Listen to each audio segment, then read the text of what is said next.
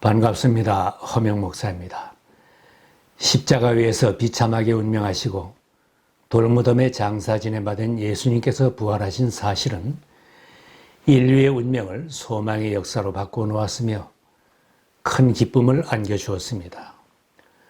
많은 사람들이 보는 중에 십자가에서 운명하심으로 그를 죽음으로 내몰았던 원수들은 미워하던 자를 완전히 제거하였다고 승리한 줄 알았을 것입니다. 주님을 따르던 제자들은 슬픔과 두려움 중에 절망에 빠져 있었습니다. 그러나 예수님은 부활하시어 빈 무덤을 남김으로 사망을 이기고 모든 악의 세력을 이기고 확실하게 승리하셨습니다. 예수님이 장사된 무덤은 큰 돌문으로 막고 봉인을 하였고 경비병을 두어서 사흘 동안 단단히 지키게 하였습니다. 대제사장과 바리새파 사람들은 예수님이 생전에 사흘 뒤에 살아날 것이라는 말을 한 것을 기억하고 두려워하여 빌라도에게 경비병을 요청하였던 것입니다. 봉인한 돌무덤도 예수님을 가둬둘 수는 없었고 경비병들이 무덤을 지켜도 주님의 부활을 막을 수는 없었습니다. 안식일이 지나고 일의 첫날 새벽 해가 막 돋을 때 여인들이 예수께 향료를 발라드리려고 무덤을 찾아갔습니다. 그때 무섭고 놀라운 일을 경험했습니다. 그런데 갑자기 큰 지진이 일어났다. 주님의 한 천사가 하늘에서 내려와 무덤에 다가와서 그 돌을 굴려내고 그 돌 위에 앉았다. 지키던 사람들은 천사를 보고 두려워서 떨었고 죽은 사람처럼 되었다. 무덤을 지키던 경비병들이 이런 일 앞에 놀라서 기절할 지경이 되었던 것입니다. 총독의 명을 받고 지키는 경비병인데 봉인한 무덤이 열렸으니 보고할 일에 두려웠을 것이며 그들 앞에서 벌어진 일과 천사를 보니 예수 그리스도가 하나님의 아들임을 알았을 것입니다. 부활하실까 봐 그 무덤을 지키고 있었던 것이니 그들은 기절할 것처럼 무서워했던 것입니다. 여인들도 역시 놀랍고 무서웠습니다. 여인들은 무덤으로 오면서 무덤의 문을 어떻게 열어야 할지 염려하는 말을 하며 왔습니다. 누가 우리를 위하여 그 돌을 무덤 어귀에서 굴려내 주겠는가?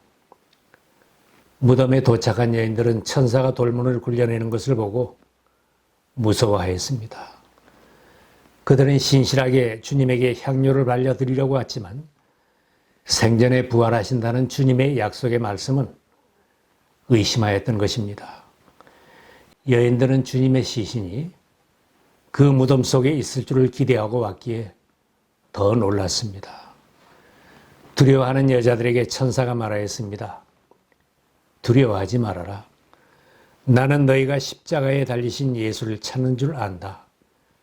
그는 여기에 계시지 않다. 그가 말씀하신 대로 그는 살아나셨다. 와서 그가 누워 계시던 곳을 보아라. 천사는 무서워 떠는 군병들에게는 주님의 부활을 알리지 않았지만 여인들에게는 두려워 말라고 진정시키면서 주님의 부활을 알려주었습니다. 그는 무덤에 계시지 않다. 그가 말씀하신 대로 살아나셨다. 와서 그가 누우셨던 것을 보라고 확인시켜 주셨습니다. 천사는 살아계신 예수님을 빈 무덤에서 찾지 말라고 일러주면서 이 기쁜 소식을 전하라고 사명을 주었습니다. 그리고 빨리 가서 제자들에게 전하기를 그는 죽은 사람들 가운데서 살아나셔서 그들보다 먼저 갈릴리로 가시니 그들은 거기서 그를 뵙게 될 것이라고 하여라. 천사에게서 이런 사명까지 받은 여자들은 무서움과 큰 기쁨이 엇갈렸습니다. 그들은 급히 무덤을 떠나 이 소식을 제자들에게 알리려고 달려갔습니다. 마가복음에는 여인들이 무서워서 넋을 잃을 지경이었다고 했습니다. 그들은 뛰쳐나와서 무덤에서 도망하였다. 그들은 벌벌 떨며 넋을 잃었던 것이다. 그들은 무서워서 아무에게도 아무 말도 못하였다. 그러나 여인들이 부활 소식을 전하려고 달려가는 중에 부활하신 예수님을 만났고 예수님의 말씀을 들었습니다. 무서워하지 말아라. 가서 나의 형제들에게 갈릴리로 가라고 전하여라. 그러면 거기에서 그들이 나를 만날 것이다. 믿어지기 어려운 부활의 첫 열매가 예수 그리스도입니다. 생전에 부활할 것이라는 주님의 말씀을 들었던 여인들도 믿지 못했기에 시체의 향품을 바르려고 빈 무덤을 찾아갔던 것입니다. 천사에게 부활 소식을 들었을 때도 반가움보다는 무서움과 기쁨이 엇갈렸다고 했습니다. 여인들이 사도들에게 예수님이 부활하셨다는 소식을 전해 주었을 때 그들도 역시 믿지 않았다고 했습니다. 그러나 사도들에게는 이 말이 어처구니 없는 말로 들렸으므로 그들은 여자들의 말을 믿지 않았다. 사도들에게도 생전에 주님이 부활할 것이라는 말씀을 들려주었는데 그들도 예수님의 부활 사실을 믿을 수 없었던 것입니다.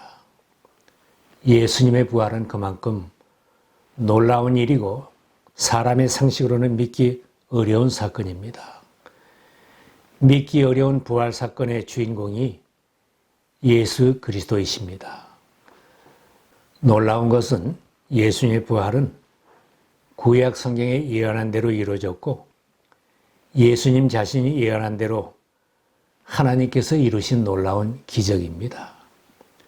예수님이 오시기 1000년 전 다윗이 주님의 부활을 예언한 것은 놀랍습니다.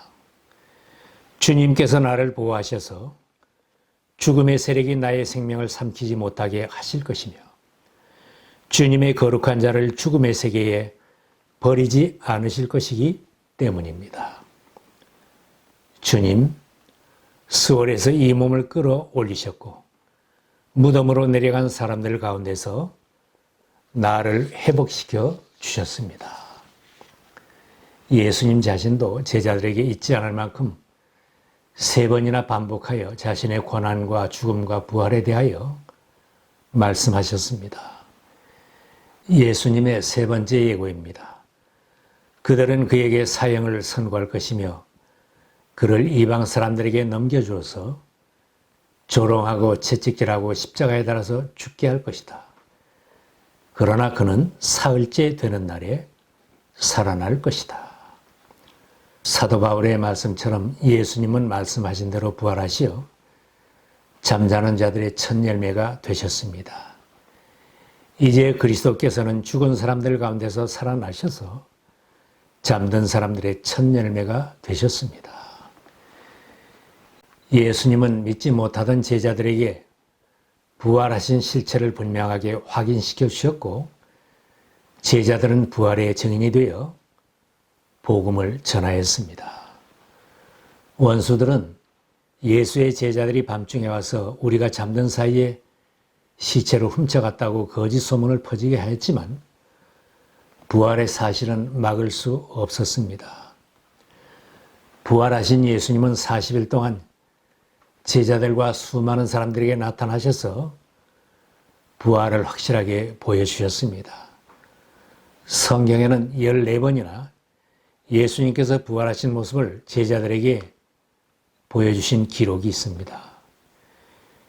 유대 사람들이 무서워서 문을 모두 닫아 걸고 있던 제자들에게 부활하신 주님이 들어오셔서 말씀하셨습니다. 너희에게 평화가 있기를 빈다. 아버지께서 나를 보내신 것과 같이 나도 너희를 보낸다. 부활의 증인의 사명을 주셨습니다. 다마스커스 도상에서 부활하신 주님을 만났던 사도 바울도 예수님의 부활을 증언합니다. 게바에게 나타나시고 다음에 12제자에게 나타나셨다고 하는 것입니다. 그 후에 그리스도께서는 한 번에 500명이 넘는 형제 자매들에게 나타나셨는데 그 가운데들어는 세상을 떠났지만 대다수는 지금도 살아 있습니다. 다음에 야고보에게 나타나시고 그 다음에 모든 사도들에게 나타나셨습니다. 그런데 맨 나중에 다리 차지 못하여 난 자와 같은 나에게도 나타나셨습니다. 누구든지 부활하신 예수님을 만난 사람들은 그 감격과 기쁨을 전하지 않고는 견딜 수가 없었습니다. 부활하신 주님을 만난 감격적인 경험을 자기 속에만 품고 있을 수 없었기 때문입니다. 그래서 주님의 부활을 보고 믿은 사람들은 누가 전하라고 시키지 않았어도 예수님이 부활하셨다고 힘써 증거하였습니다. 부활하신 주님을 만난 제자들이 주일에 모이기 시작하여 교회가 탄생하였습니다. 주님께서 사명을 주신 대로 부활의 증인들은 예루살렘과 온 유대와 사마리아에서 그리고 땅 끝까지 가서 부활의 증인이 되어 힘써 복음을 전하였기에 오늘의 교회로 성장하였습니다. 증인들이 많았던 초대교회에도 교회에 출석은 하지만 예수님의 부활을 의심하는 사람들도 있었던 것 같습니다. 사도 바울이 부활을 의심하는 사람들을 깨우쳐 줍니다.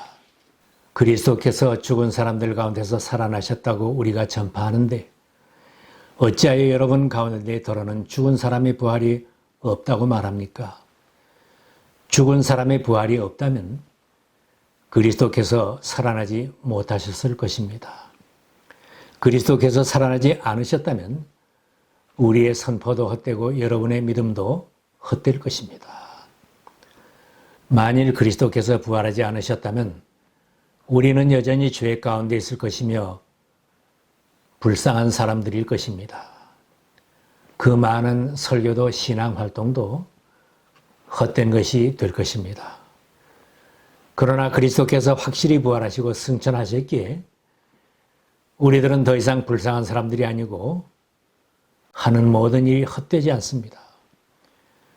주님 다시 오시는 날에는 부활신앙으로 사는 우리들의 무덤도 빈 무덤이 될 것입니다. 그리스도 안에서 모든 사람이 살아나게 될 것입니다. 그러나 각각 제 차례대로 그렇게 될 것입니다. 첫째는 첫 열매이신 그리스도요. 그 다음은 그리스도께서 재림하실 때에 그리스도께 속한 사람들입니다. 우리들도 들림을 받고 부활에 참여하여 주님과 함께 영원히 살 사람들이기에 우리는 행복한 사람들입니다. 갈릴리로 가면 거기서 부활하신 주님을 만날 것이라는 말씀을 기억해야 합니다. 갈릴리는 주님이 제자들과 많은 날을 함께 했던 곳인데 주님은 거기서 나를 만날 것이라고 하셨습니다. 교회는 주님의 부활을 목격한 제자들의 모임으로 시작되었고 부활의 증인들이 모여있는 곳입니다. 교회는 부활한 주님과 만남이 이루어지는 곳이며 부활 신앙을 고백하는 사람들이 모여 예배드리며 사명에 살고 있습니다. 그러나 세상은 죽으면 그만이다. 부활이 어디 있느냐고 조롱하는 사람들, 믿지 못하는 사람들이 많습니다. 의심하게 하는 사람들이 더 많아서 의심하며 죄에 빠지도록 끊임없이 부추기고 있는 형편입니다. 누구든지 교회를 떠나면 의심과 불신앙이 자라서 주님 곁을 떠나게 됩니다. 주님은 우리를 만나주시기를 바라는 교회에서 기도하고 예배드리며 복음을 전하며 주님과 동행하기를 바라십니다. 주님은 모든 신앙인들에게 사명을 주시고 사명에 살라고 하셨습니다. 너희는 온 세상에 나가서 만민에게 복음을 전파하여라. 빈 무덤을 남기고 부활하신 주님을 믿으면 주님이 만나 주시겠다고 하는 교회에서 항상 주님을 만나고 주님과 동행하며 부활에 참여하는 복된 인생이 되어야 합니다. 주님은 사명에 힘쓰는 사람들에게 함께해 주시겠다고 약속하셨습니다. 부활한 내가 세상 끝날까지 항상 너희와 함께 있을 것이다. 바울 사도가 권합니다.